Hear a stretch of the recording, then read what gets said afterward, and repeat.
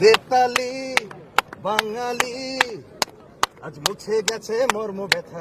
গান বাংলার মাফিয়া তাপসকে আপনারা সবাই চেনেন, যার নিজের কোনো গান নেই কিন্তু কোটি কোটি টাকার সম্পত্তি তার।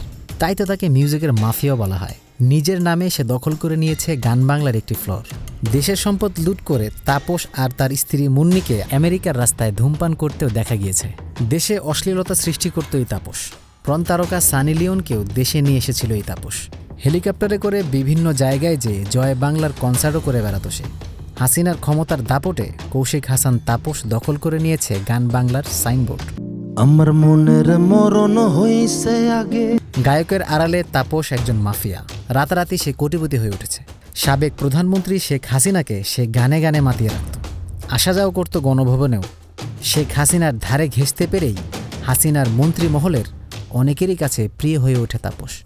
দুর্নীতি তো বটেই, বিভিন্ন অসামাজিক কর্মকাণ্ডেও লিপ্ত ছিল এই তাপস। ভালো মানুষের আড়ালে এক চরম শয়তান সে। গান বাংলার ফ্লোরে খুলেছিল সে তার অশ্লীল কাজকর্মের বিশাল প্ল্যাটফর্ম। একে বলা হয় এলিট ক্লাসের হেরেমখানা। সেখানে প্রায় সময় যাওয়া আসা করত রাজনীতিবিদ, এমপি, মন্ত্রী থেকে শুরু করে বিদেশি নারী শিল্পী, দেশের অভিনেতা অভিনেত্রীরা। সেখানে তারা মদপান থেকে শুরু করে নানান অসামাজিক কর্মকাণ্ডে লিপ্ত থাকে।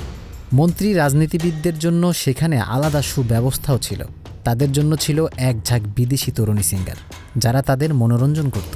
এ ব্যাপারে মডেল পিয়াসা বলে, গান বাংলায় তাপসের একটা আস্তানা আছে। তারা সেখানে ড্রিঙ্ক করে, পার্টি করে, আর সেখানে অনেক মেয়েরাও যায়। তারা সবসময় সেখানেই পার্টি করে। প্রডিউসার হিসেবে তার জীবনযাত্রা শুরু হলেও বর্তমানে তার সম্পদের পরিমাণ কয়েকশো কোটি টাকা। 2014 সালে গান বাংলার শেয়ার কিনেছিল তাপস। তারপর টিভির মালিক রবিশঙ্কর ও চঞ্চল চৌধুরীকে সরিয়ে জুলুম করে গান বাংলার মালিক হয়ে যায় তাপস। শুধু তাই নয়, রবিশঙ্করের বিরুদ্ধে সে মিথ্যা হত্যা মামলাও করেছিল। এই গান বাংলা দিয়েই তার আর তার স্ত্রীর দুর্নীতির যাত্রা শুরু হয়। তাপস যে অনেক চালাক এটা বলাই চলে, কারণ সে মুক্তিযোদ্ধাভিত্তিক গান করে প্রধানমন্ত্রীর নজরে আসতে চেয়েছিল, আর ঠিক তেমনটাই হয়েছে। প্রধানমন্ত্রীর ডেপুটি সেক্রেটারি আশরাফুল আলম খোকনের সহায়তায় সে প্রধানমন্ত্রীর কার্যালয়ে যাওয়া আসা করতে শুরু করে।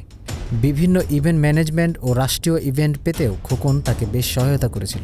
মূলত অন্যের সুর আর মিউজিক চুরি করাই ছিল এই মাফিয়ার কাজ। এই সুবাদে সে জাতীয় পুরস্কারও পেয়েছে। হাতিঝিলে বিভিন্ন কনসার্টে সে কোটি কোটি টাকা বিলও করে আসত। এতদিন শেখ হাসিনার কারণে অনেকে চুপ থাকলেও এখন শোবিজ অঙ্গনের অনেক তারকাশিল্পী তাপসের বিচার চায়। তার গান বাংলার অর্থ কোথা থেকে আসে সেই বিষয়ে তদন্ত করার কথা আগেই বলেছিলেন সঙ্গীতশিল্পী ন্যান্সি।